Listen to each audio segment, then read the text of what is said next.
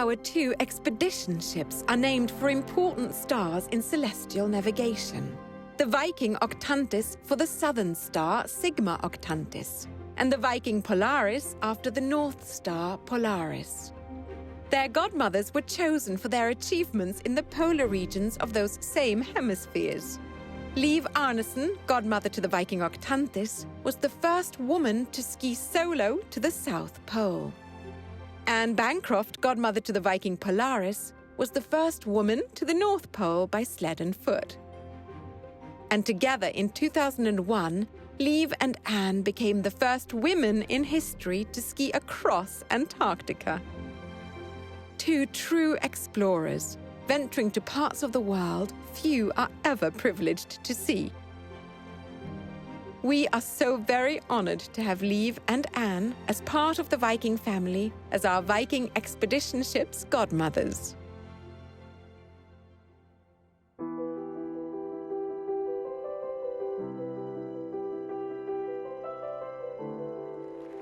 Well, being named a godmother for Viking is a little heady experience. It's a tremendous honor, I have to say. Getting to know Karin and Torstein and the Viking family, I think it's fantastic. It's everyone that we've met within Viking and their sense of pride, which, is just exuded. It's contagious. It feels as that it's an honor to be included in that family. The corporate culture, the careful attention to detail, just as they articulate, particularly the 2 ships that we're godmothers for, is really heartening for us, because it matters. Those fantastic expedition ships, they can help many people to understand nature, become environmentalists. That's what I have experienced. I've been guiding 30 years on Svalbard in the Norwegian Arctic. And when you come close to nature, that makes something for all people.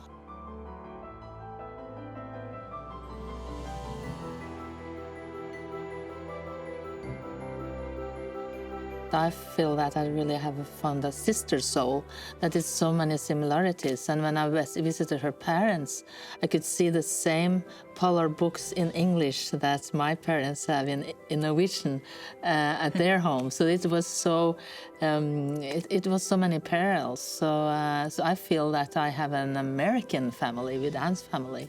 And I think you feel the same with my family in Norway. For sure. So that is really a gift.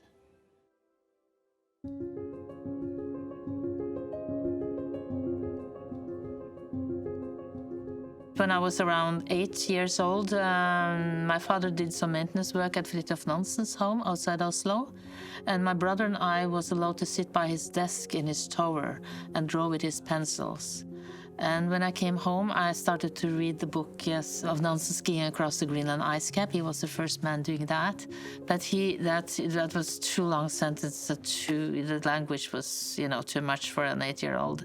So I went to school the day after and asked if they had a kids' book about Nansen.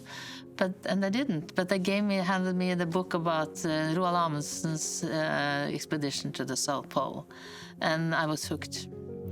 I think it was the wide open plains, the stories about having everything you needed on the sled and just go, pitch a tent and go. And we have a cabin in the mountains, and I really like the wide open plains. So that's hit me. I came across a book in my parents' living room, and in the center of the book were these amazing black and white photographs. It was Shackleton's story. It was the Endurance. And, it's kind of a strange thing to sort of even say, but I saw myself in those pictures. The men playing soccer on the ice when the ship was still frozen, and the dogs, that was a big lure, the tents.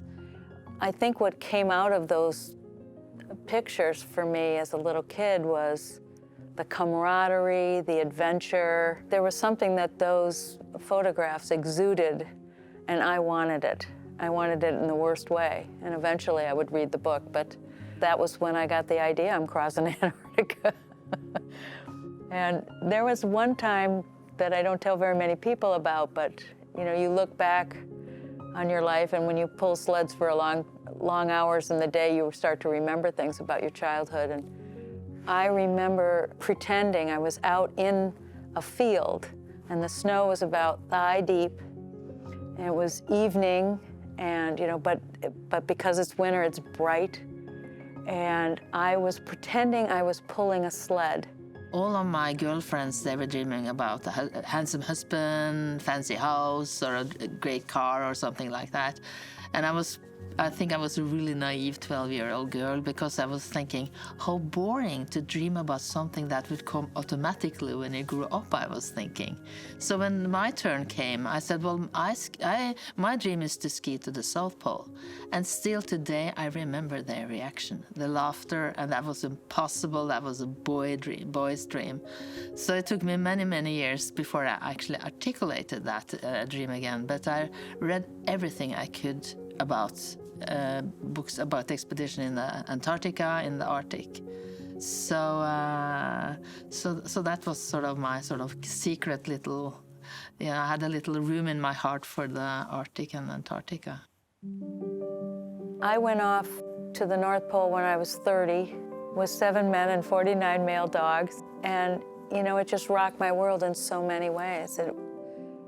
Growing up, you know, in the middle of the United States, in a northern state, adventure was always north. And so if you could penetrate as far north as, you know, beyond Canada, it's like a dream come true. So that was really a significant trip, and it taught me so much. Each one is sort of a stepping stone to knowledge and confidence, and what transpires within them are so incredibly different.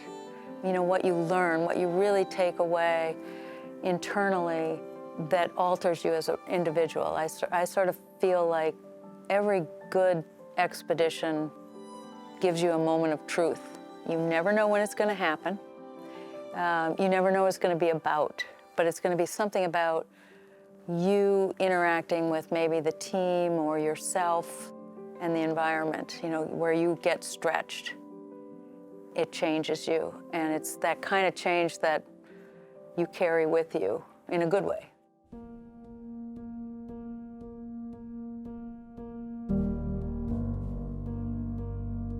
I had gotten the idea when I was standing at the South Pole in January of '93, inspired by Shackleton and those early books, the Endurance, and I just wanted to cross this continent since I was about a 10-year-old girl. And in the process, I had scribbled in the back of my journal at the South Pole a new plan, sort of taking my learnings of the last 60-some days on the ice and realizing that in order to cross it, I felt like you had to be really sort of fast and efficient, and it's just a long distance. And so I thought instead of having a team of 4, I'd bring it down to 1 other person, including myself. And I came back and percolated on the plan, put together a ground team of people in marketing and PR, et cetera, and then wrote Liv a letter because I had followed her South Pole expedition and she did it so flawlessly. I thought, that is the person for me. And I wrote her a letter, and I not only talked about wanting to cross Antarctica on skis, but also to take 3 million children from around the globe through curriculum and sharing the journey as we go as part of the project. And then I sent the letter off and crossed my fingers, and I leave it to you. Yeah. You know, when I read the letter and that Anne wanted to combine the expedition, Anne had used that kind of a tool to promote the curriculums to young people, how they could fill their dreams. Then I was thinking, internet, that's the tool to reach young people. So I flew over and met her. And she arrived, and met the ground team, which was pretty extraordinary. So if you want to impress someone who does expeditions, to have 6 people helping you facilitate all aspects of an enormous project like that, it's very helpful in convincing someone, I think. And then, we walked up and down the valley of a river that I lived along, and I think the thing that struck me was that we really didn't talk much about Antarctica. We talked about our families and how supportive they've been, particularly as we were young girls with, a pretty offbeat dream for young girls at the time, never giving us the idea that it wasn't possible. I'm not sure they believed we would do it, but nonetheless, they really encouraged us. And so we found commonality with our family systems, even though we're, an ocean away. We realized we were both teachers, and so we had that in common. And then probably most significantly, I think, that really has bonded us throughout the years is that, being a first in the polar regions as women, and both of us experiencing that, and maybe it's because we were educators, I'm not sure, but we came back and we felt a responsibility to not squander that opportunity of this new platform that we had to speak from. It manifested into education or some form of education always with us, because that's our background. But I think having that philosophical alignment beyond the dream alignment, beyond the family similarities, etc., even though we were worlds apart growing up, we're only 2 years difference, I think has allowed us to forge our path of working together all these decades since, and doing many, many other trips. Antarctica was that catalyst to bring us together and spend all that time in that, just that enormous splendor. What a privilege that is. And then when you invite people into a project like these public expeditions have become for us, they're no longer just ours. They're sort of owned by everyone who follows, whether that's your partnerships and your sponsors, but certainly also your followers. I would say that they were with us every step of the way, and we felt that, and have continued on, utilizing expeditions as a way to, make change in a sense.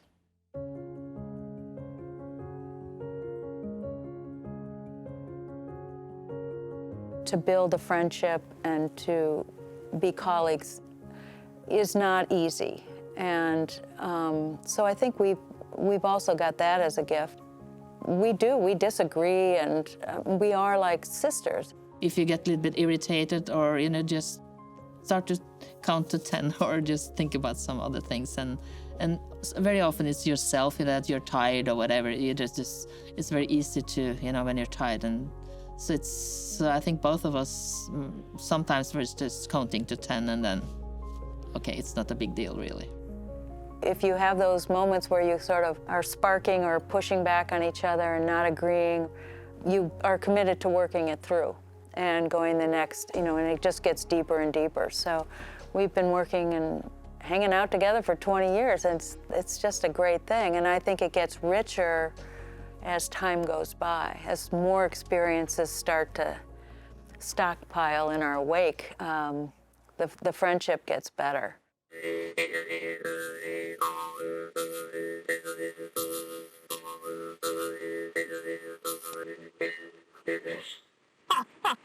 You don't like my dance? This is serious art and she's making fun. No, I'm being mean. Look. Oh, the tent is moving. Oh, ever so thank God! It's the music that makes it. Yeah. Thank God for these harps. Yeah. But I will say that even on Antarctica in the very beginning, it was a sort of a magical thing where we deliberately had no leader. We did everything together. It didn't matter that I wrote the letter and invited her. It was our trip equally. And when we had to make decisions on the ice, It was very fluid. I've never had that experience quite the same, where normally there's more of a dialogue, but it was like, it just kind of, do you think we should go this way? Oh, yeah, okay. And if it's her saying it one day, it's me saying it the next. It was just really, I don't know, it really worked out fluidly from the get-go.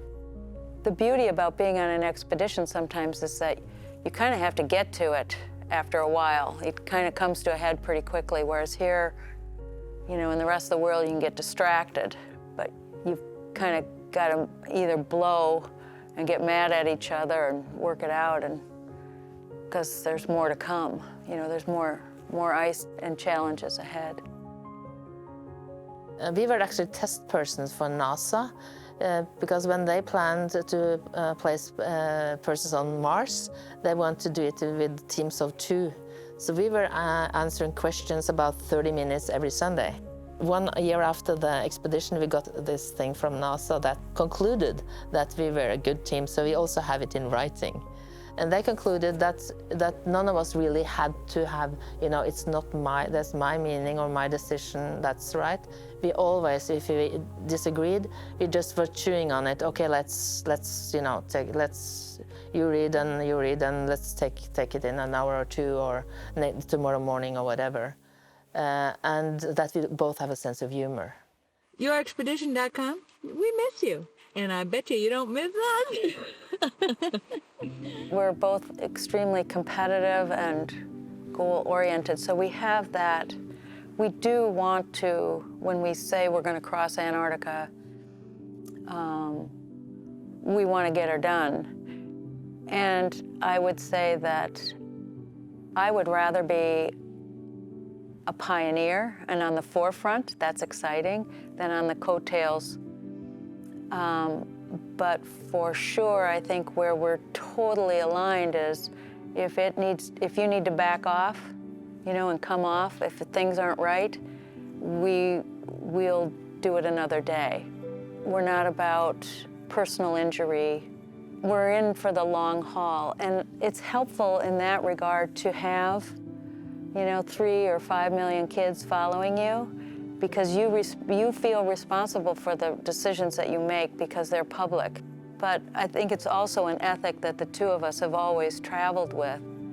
We don't come back all grisly. We try and take care of ourselves, because the idea is that if you planned right, and maybe this goes back to Amundsen, I don't know, but if you plan right and you're really meticulous about the number of calories that you plan for and the kinds of food and your weight, and your clothing, et cetera, all the gear and everything that goes into it, and then the strategy, you shouldn't be skin and bones when you come home, and you shouldn't be all grisly. I mean, there's certain levels of that will happen, but that means you're taking care of yourself. You're covering your face, and you've done the math on the calories and whatnot, and you're feeding the machine that's going to take you 97 days instead of 60 and then falling short and kind of grunting it out. So I feel like, I don't know if that's a woman's way to do it, but it's our way of doing it. The commitment to sharing this journey is, I think, more maybe what women would do. The other thing that sort of signifies that is when we set out with our objectives, we had about 5 objectives that we put on paper, we shared, with our sponsors, and we said it out loud, as it were. And, it was to be the first women to, longest ski trek ever, blah, blah, blah, all those kinds of things. To get across safely was right up at the top. And then it was, the last one was to be friends at the other side. And I don't know of any other expedition that would actually, they want that, I think. It's not necessarily a male or a female thing, but I think to say it out loud is something that is different. And so there's little things like that, I think, that sprinkle through. And it's hard for us to decide whether that's just us or if that's the way women do it.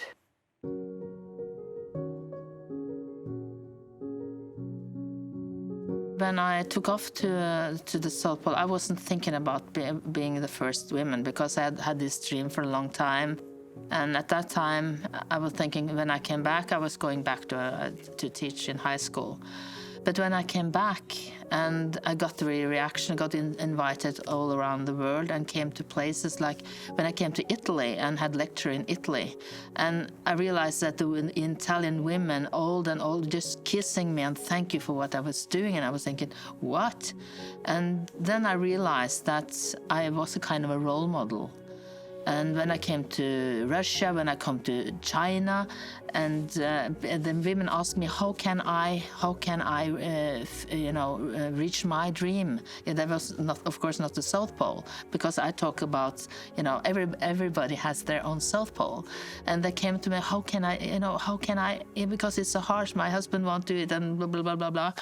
And I said, well, make a plan, you don't have to do it next year. Make me, family, whatever, make a 3-year plan, 5-year plan, just take it slowly. So then I realized that some places that's hard to be a woman, and it still is. Both Anne and I are using the platform we have to try to help women all over the world. That's why we have a team, women now from each continent, different age, different culture, different religion, different experience, not necessarily adventures. And the idea is that all of us, we have to work together as the rest of the world have to work together to make it a better place to be.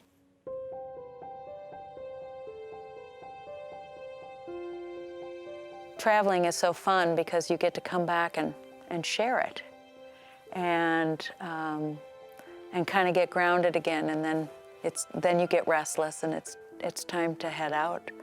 On my skis, I would always have my nieces and nephews paint, depending upon what their age was, but doctor up my skis, because you were leaning over 14 hours a day over your ski tips for, months on end.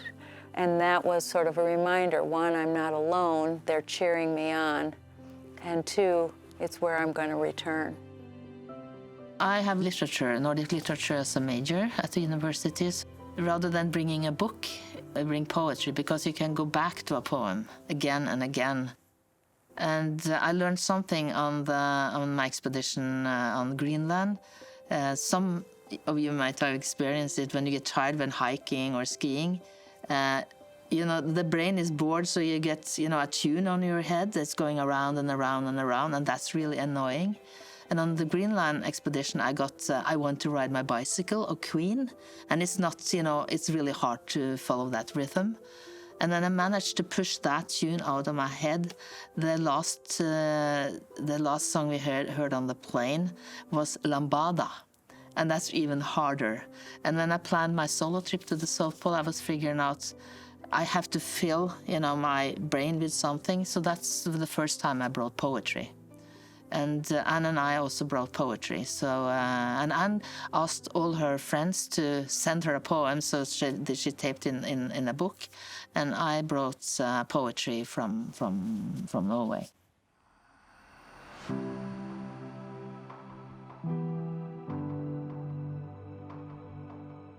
I think we're doing what we were meant to do. How lucky are we? We're merging our work and our passions, both for education and wild places. Even though we're introverted, I think we get energy from sharing our experiences with others and hearing where that intersects with their journeys too. Well, traveling is learning.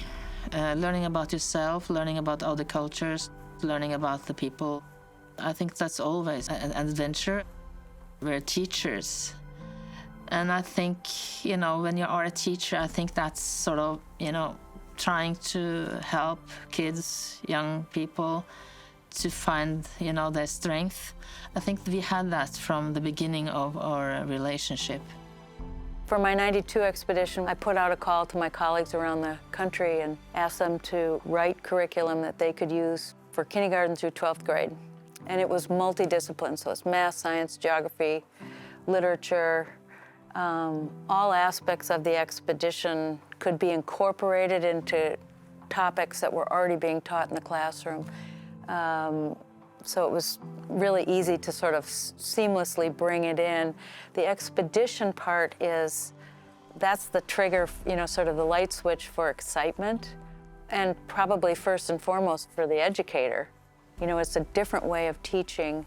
The trip with Liv, we had 2 curriculums. We had a multidiscipline curriculum, very similar again, which we got an outfit to write, curriculum writers. And then we also put together a Dare to Dream curriculum, really talking about utilizing our story as, where it came from as for us as young girls moving into action and fruition. And then we partnered with the National Girl Scout organization. Girls all over the country would follow it and then learn different things about why we were eating, 6,000 calories a day or 4,500 calories a day, and what it was doing to you, and the physical activity and the environment. They would have to learn various things, and then when they got that competency, then they would win. They would earn a badge. So we had multiple things going on based on our partnerships. We just were trying to reach as many young people around the world as we could, utilizing the technologies. We gave it away. It's always given away. And we utilized our website as a way to commune together, if you will, to gather. So teachers, we created a space where a teacher in Norway could talk to a teacher in Africa and talk about how they're using the curriculum, because teachers are so creative. They took it well beyond what we created, which is really where it gets fun. When we were up in the Arctic, it was very focused on climate change in '05 and '07, and we collaborated with scientists in the field. And probably the greatest surprise there was that we thought we were giving a real gift to our student audience around the world. And we had about, I think, 5 million kids following us. And what came back at the end of those experiences was the scientists were so happy to be able to share their work real time with such an enthusiastic audience. They were like, if you do it again, count us in, I don't think, they're so used to maybe articulating to their colleagues and in journals and whatnot. So to have this, these kids asking these questions to them very specifically and directly was really a treat. So we evolve with each trip and with the technologies at our disposal, and then with the partnerships are everything to formulating where we can take our messages.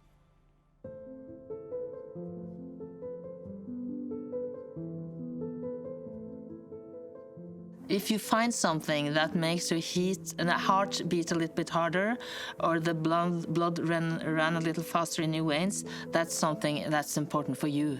And you should take care of it, even if your parents don't like it or your family don't like it, because that's something that is important for you, and you should nurse it and just find a way, in a year, in 3 years, maybe that's the direction you are meant to go.